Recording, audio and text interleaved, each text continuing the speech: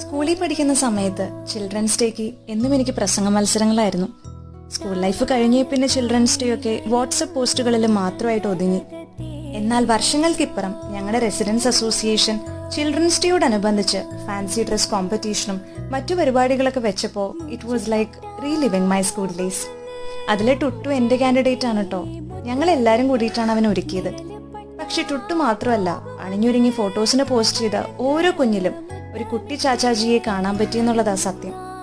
പരിപാടിയുടെ അന്ന് പിള്ളേർക്ക് ക്ലാസ് ഉള്ളതുകൊണ്ട് അവരെ അധികം കാണാൻ പറ്റിയില്ല. എന്നാലും ഒന്ന് രണ്ട് മുഖങ്ങളൊക്കെ ചാച്ചാജിയുടെ വേഷം അണിഞ്ഞ് വന്നിട്ടുണ്ടായിരുന്നു. ഇനി കുഞ്ഞുങ്ങളില്ലെങ്കിൽ എന്താ, കുഞ്ഞുങ്ങളുടെ മനസ്സുള്ള ഒരുപാട് മുതിർന്ന പൗരന്മാരുണ്ടായിരുന്നു പരിപാടിക്ക്. ചിലപ്പോൾ ഈ പ്രായം കൂടുന്തോറും മനസ്സ് ചെറുപ്പാവെന്ന് പറയുന്നത് ഇതിനെയായിരിക്കും അല്ലേ. എന്തായാലും പടക്കം പൊട്ടിച്ചും മധുരപലഹാരങ്ങൾ വിതരണം ചെയ്തും വിജയികൾക്ക് സമ്മാനങ്ങൾ കൊടുത്തും ഇത്തവണത്തെ ചിൽഡ്രൻസ് ഡേ അങ്ങനെ കളറായി. അപ്പൊ അത്രയേ ഉള്ളൂ. ബൈ.